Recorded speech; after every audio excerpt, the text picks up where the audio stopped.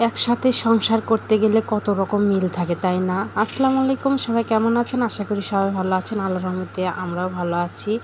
আমি যখন বাজার করতে ঢুকি তখন অবশ্যই আমার ছেলে-মেয়ে এবং হাসব্যান্ডের কথা অবশ্যই চিন্তা করি যে কী পছন্দ করে সেটা নেওয়ার চিন্তা করি। আর দেখেন না, আজকে আপনাদের ভাইয়াকে দিয়ে পাঠাচ্ছিলাম বাজারে, ও বাজার করতে গিয়েছিল। আর বাজারে গিয়ে কিন্তু আমার যে পছন্দের মাছটা সেটাই কিন্তু কিনবে। অথচ এই মাছের একটা গল্প আছে, কি এই মাছটা কিন্তু আগে খেত না।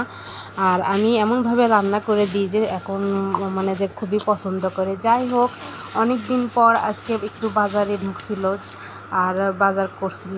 এই তো এই বাজারগুলো অনেক টাকা পড়েছে। আর আগে ওই ২,০০০ টাকা হলে কিন্তু সব বাজারগুলো হয়ে যেত, এখন কিন্তু মোটেও তাই না।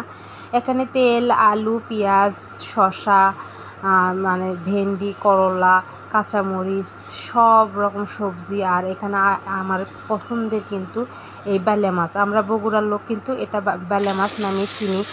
আর এই তো এখানে আমি মুরগি মাংসটা বাচ্চাদের জন্য একটু রান্না করে নেব।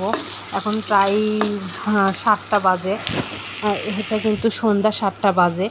আর এই তো এখানে মুরগির মাংসটা ধুয়ে নিয়েছি। অবশ্যই কিন্তু আলু দিতে হবে, আমার বাচ্চারা কিন্তু আলু ছাড়া কিছুই বোঝে না। আর এই হলো আমাদের বাজারের পছন্দের মিলটা। আসলে সংসার জীবনটা এমনই, একে অন্যের পছন্দ নিয়ে মেনে নিয়ে চললে কিন্তু মানে যে সংসারটা একেবারে মানে খুবই ভালো করে করা যায়। যাই হোক, এই তো এখানে মুরগি মাংসটা রান্না করে নিলাম।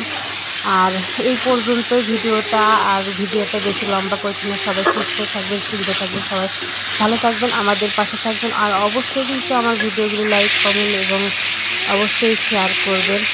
যাই হোক, অনেক গল্পই করে ফেললাম। সবাই ভালো থাকবেন। আল্লাহ হাফেজ।